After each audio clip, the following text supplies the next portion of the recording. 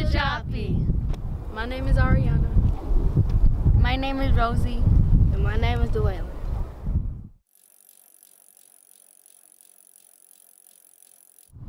Welcome to Joppa. Welcome to Joppa. My name is Adrian Brown. My name is Anton Richmond. My name is Tremaine Rich. My name is Deontay Cox. Okay, what y'all like most about Joppa? Joppa is a good community. I've been staying here since I was like 5. So yeah, it's good. Okay. It's good and quiet. That's what I like about it. Now, I've heard quiet a couple of times. I like quiet. It's peaceful, it's quiet, it's everybody get along. Okay, good. Ain't no drama, it's just Peace. like they said, peaceful and quiet. Okay, so like now, I understand what you like about Joppa. What's missing? Like a wreck. See the gym Somewhere to we can hang out. So we can play. so we stay out the streets. Yeah, keep us out of trouble. I like that. I like that. I really do. Okay, so the reason why we're doing this video is so enough people to see it to get involved and excited about making this come to fruition. This building behind us being a community center. There's a strong possibility that we can do that. Joppa has a very rich history and we're gonna let everybody know about it, okay? So I thank you guys for spending some time with us, okay? And I feel welcome, thank you. You're welcome.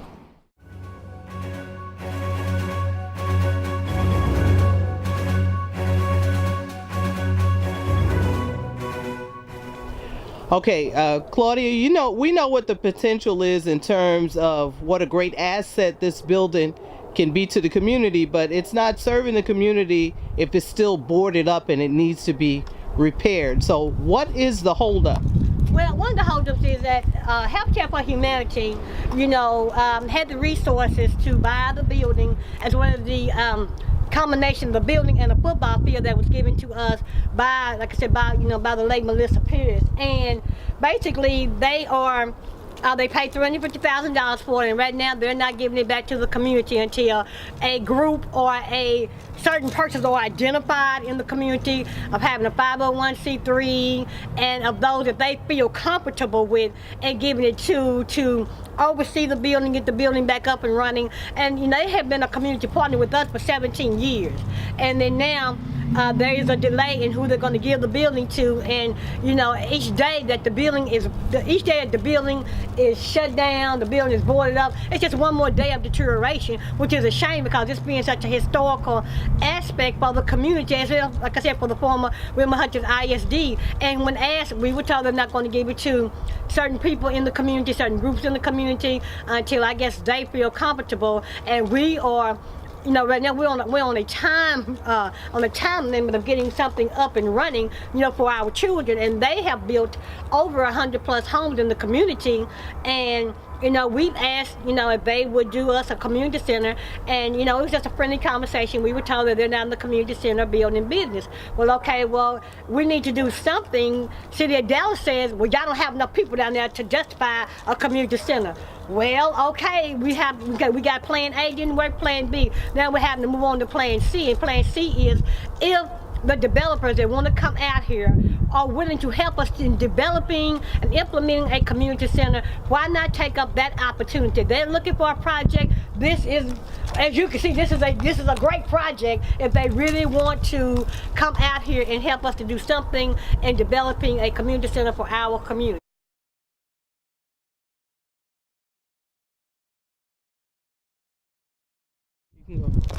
Okay, well, here's where was the Melissa Pierce School. This is the school where the blacks here in Joppa were able to attend school. It was given to us by Melissa Pierce along with a football field, which sits on the other side of the historical New Zion Missionary Baptist Church. The school was open for a few years in the 60s. There's still some alumni that are still actually living that attended here, and it was called the Melissa Pierce School. The blacks here in the Joppa area used to have to walk across the Trinity River to go to Lincoln High School and the old Booker T High School. So this was given to them so that they would be able to have a school here in the Joppa community. So as we walk around, we can see, of course, it's in really, really bad shape. It needs some work, of course. It's been closed for a good minute. And we walk around, there's also a gym that's on the other side where we used to have a lot of basketball games, and you know, I think they used to have keys there, and you know, all of that good stuff.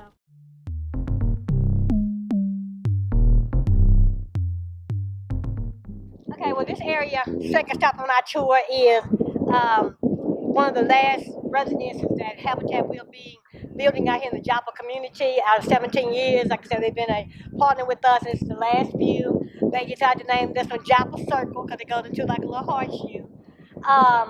And this is some of the final homes that they're working on.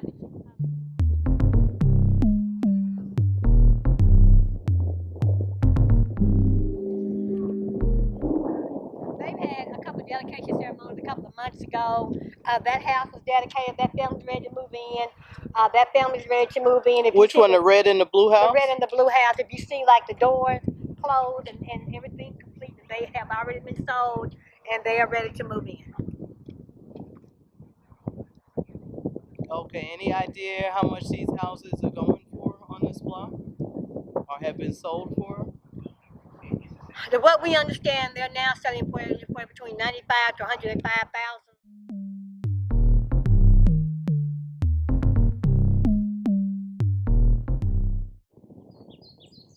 You are actually looking at what is the gateway to the Trinity River. This is a very special, serene, quiet, family type place that if I lived in Joppa, I would be here every day. I'd go there every day to meditate. I'd go in the morning, I'd return in the evening. Very beautiful, very peaceful. You would love it. And this is where one of our gateways is going to be. A gateway is what you will find at the corner of like I-20 and Valley Ferry Road, where people are able to fish off of the port, sit, you know, there's going to be picnic area, all that's going to be right down here. If you actually turn around, there's going to be a baseball field and a soccer field over here behind it.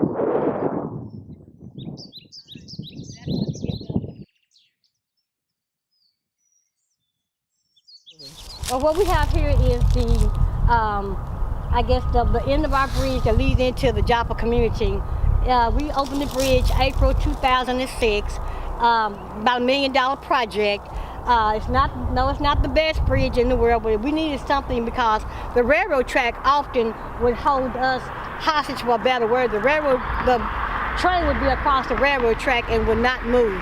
We've had ambulances, emergency vehicles, and people having to go around to get into the community because the train had been there, you know, sitting there sometimes 45 minutes to an hour, hour and a half.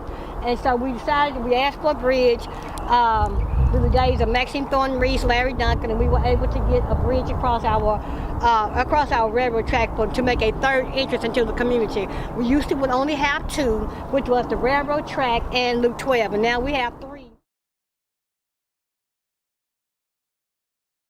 If you look right across this fence, there used to be a hanging tree. The hanging tree was back in the day when they would bring blacks from Wilmer, Ferris, Ennis, Hutchins, wherever, to hang them up here. And we finally had that tree cut down around 2001, 2002. When you look across the fence, it was a hanging tree over there. So now we had that cut down. Now we put up historical marker. We didn't do any of that. You know, we just had it cut down because, as you know, they would say back in the day, it was bearing strange fruit. Okay, Claudia, where are we right now? What is all of this? Well, right now this is 310 and Linfield is right there. As you see, the bridge for Joppa is right there that leads into the Joppa community. This is all the plants belonging to Union Pacific and Morton Marietta. And basically what this is where the two batch plants are going to go. The two batch plants and 3 warehouses that they're proposing on the zoning consent will be up here. And there's a truck entrance down there, as you can see. And basically, this is where they're asking for the zoning consent to come in. As you can see, there's no room for development up here besides what they have proposed is coming. There's no room for a grocery store. There's no room for a mini mall. There's no room for a Buc-ee's. There's no room for any of that, you know, because If you look down this way, you see downtown Dallas is there, Overton and 310, all the way down. There's no room for anything. When you go past, the next light will be Illinois, and then the next light from there will be Central Stewart Road. Well, there's no room up in here for anything for development because of the fact that everything is already taken up. These people over here have been over here for years. Alexander's been over here for years. And you know, there's just no room. So this is where we're proposing for the zoning consent. For the zoning consent, you know, to come for the zoning change for 3 warehouses and for 2 batch plants. I would love to see a grocery store. You know, we asked several years ago, they put Oak Cliff Metals right behind our community, and there's this, you know, it's an awful smell that we get from them. Like this belongs to Martin Marietta and to Union Pacific. Okay, this belongs to who now? Martin Marietta and Union Pacific. Okay, let me ask you a question, right? So, who are going to be occupying the warehouses that are coming out here? Well, that is the magical $60,000 question. There is proposed to be 3 warehouses to come, and we don't know who is going to be occupying them. We don't know really how many jobs are going to be coming with that. We're hoping that maybe somebody would decide to headquarter out here with people in our community, 7521617, 41, and just the surrounding area.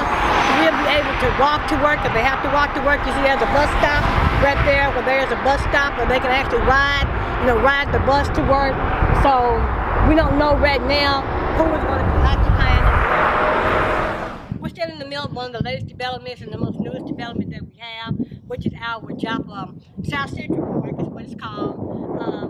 People call it Joppa Park. This is our water park that they gave us a couple of years ago. Our past councilwoman Tiffany Young and our board member, Sean John, I believe, was the one that moved it forward. We've been asking for it for quite a while. It was the efforts of a lot of people here in the community, so we did get it. It was a great day when we did the dedication, and it kind of shows you where we have been. Our park, you know, has been one of the safest parks that I know of. That, you know, here in this area, people just come sometimes. I just come up here just to sit down, hang out, do my Facebook Live. You know, it's just something where our kids are able to come, you know, and have a great time. Because back in the day, we had nothing. We had absolutely nothing. We did have a swimming pool at one time that the city of Dallas hit hard times. Hello guys, how are you? Hi, my name is Kiari Hawkins and I'm here with Paul Allen. Nice to meet you. And what's your name, sir? Steve Ashby. Very nice to meet you guys. This is Joppa. Joppa. Historical black community.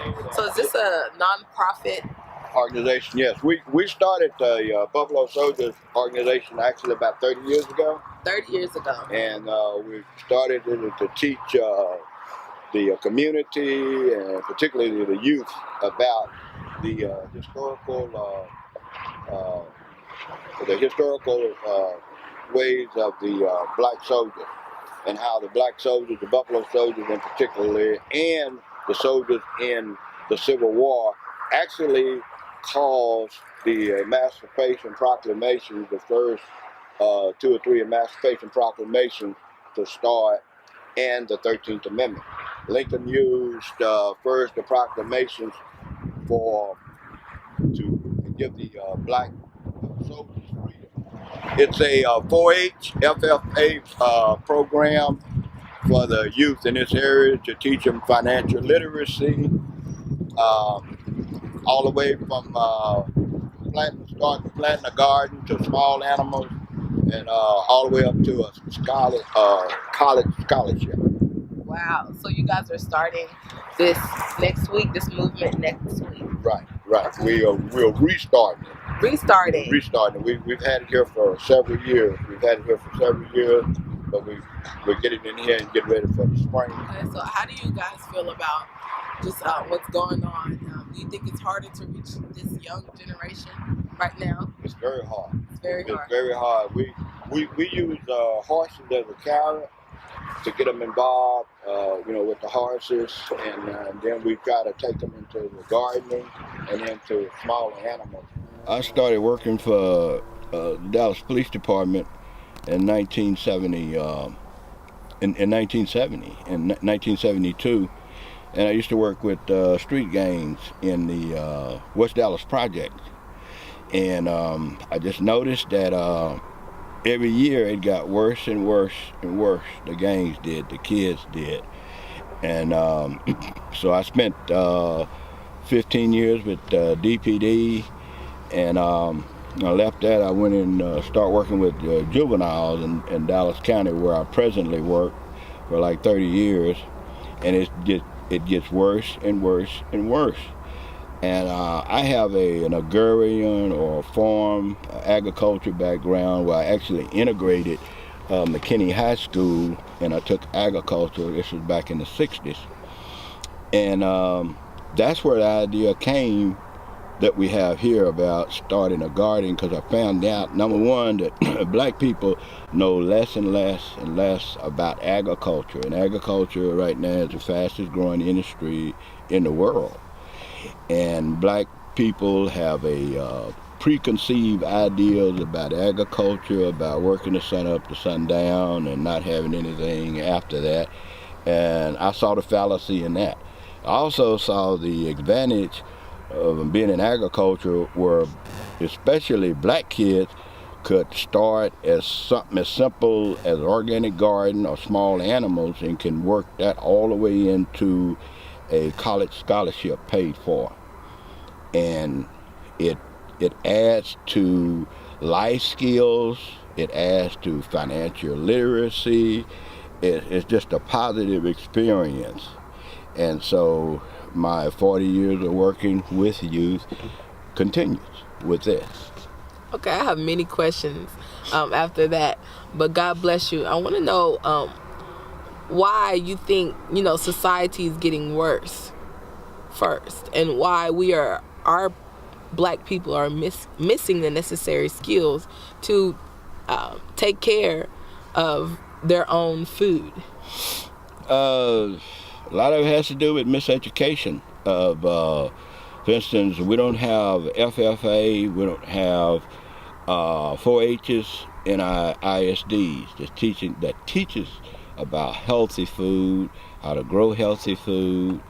We don't have that in our ISDs, and we'll have it. For instance, where the Anglos are a majority in the schools, and once the African Americans move in and become a majority, it's taken out of the schools. And one reason it's taken out is because there's not enough education, or correct education, about the advantage of agriculture, some of which I've already mentioned.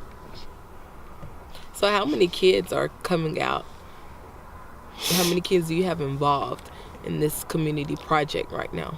It is really difficult. Each year we have to start up a new group of kids. It's really difficult to keep kids involved. We have to educate them to get them out here in the first place. We have to use carrots to get them out here. We have to use something other than agriculture, because it's been such a negative connotation with black people in terms of agriculture. But once we get them out and they start growing and they see the fruits of their planting, they continue.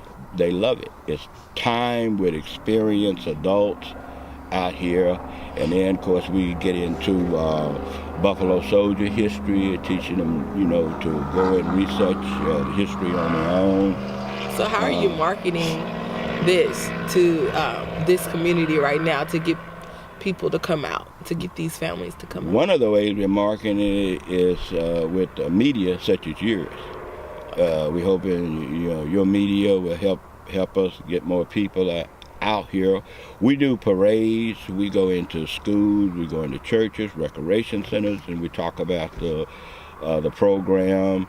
And those are some of the ways that we're marketing, and we're beginning now to use social media, to help us market the program. Social media is really it's going crazy right now with my generation. It's crazier on the older generation because that's just not how it came to be about.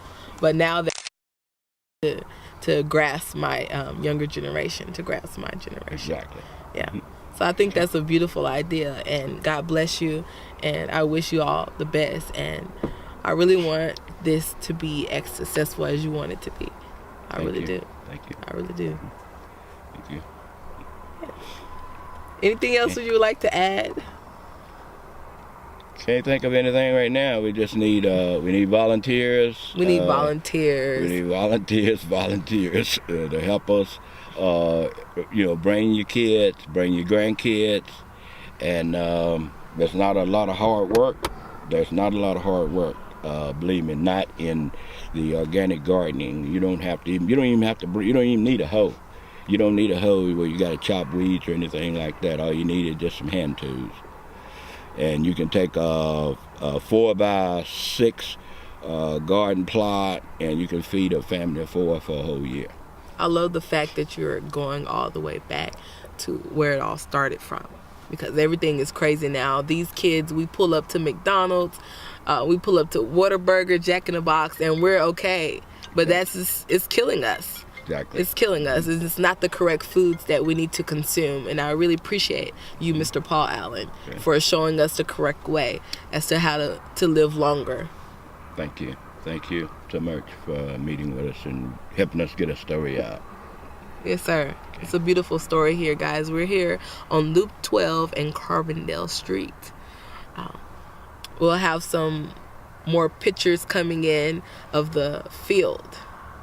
So we would like to come back and video and document. It will be clean and it will be growing. We would like to get some before and after pictures of, the progress. Okay. All right. Thank you. It's very important that we teach our youth about what they consume, what they are consuming now, because we shop at Walmart, we shop at our local grocery stores, and we don't understand the whole process as to the meat, as to what we're eating. Some foods now are GMO, and it's just not healthy. So I really appreciate you guys for changing this around for Black people, just for our people, period. This is much needed. This is really organic, anything. It's really good. Teach them not only growing food, but growing healthy food. Yeah. And that they can also they can grow food to eat, and also can grow food to save. Farmers, are much needed. We don't know what we consume. We really don't know what we consume when we buy from Walmart and other stores right now. Education, we don't have in this area of Western, you don't have the 4-H program, you don't have the FFA program in the DIS. So how long until the food is ready to?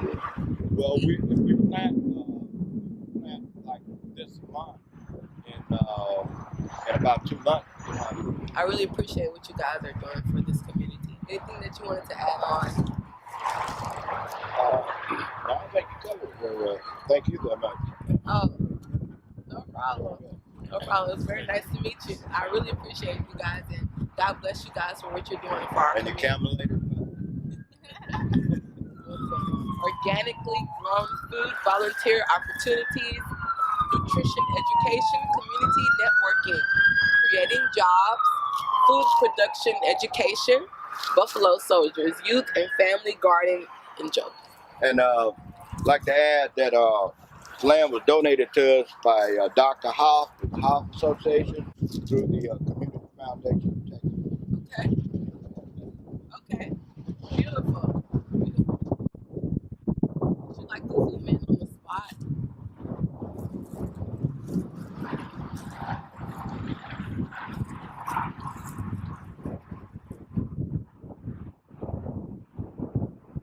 That's a lot. That's a lot of land.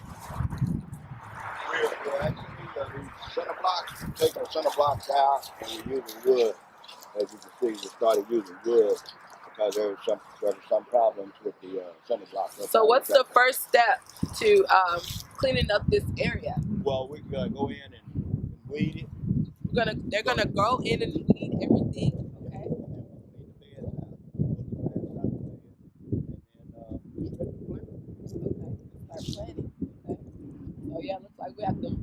bow a little bit too. Yeah.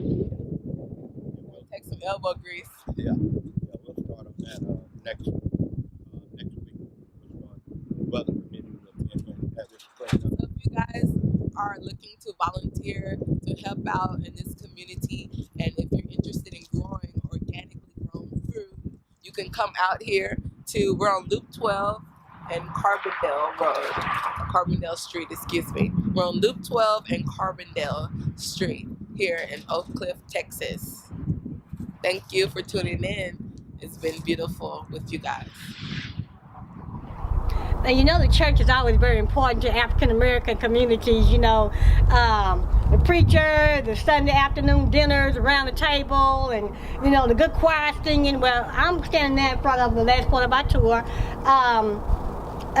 New Zion Missionary Baptist Church, Reverend Ray Paterro is the pastor. Reverend Ray Paterro, who is also a Joppa native, born and raised and went to school at the old school that we just got through talking about. They were established around 1893. They're still in existence today. What they have done, they just got to celebrate 135 years, I believe. They were recognized by our state rep, Eric Johnson, as well as some other elected officials on their anniversary, you know, a couple of months ago. And they have been a pillar in this community like forever. This is part of the land that was also donated. And as we go out, you will see the football field. All this was donated by Melissa Pierce for a school, the church, and the football field. New Zion has done everything from give out groceries. They open their doors when someone needs to have a funeral. They have done things in the community forever, as long as I've known them. So they have really been a pillar in this community, and we love the historical New Zion Baptist Church, and they're about to be featured in the book of Dallas's oldest churches as well.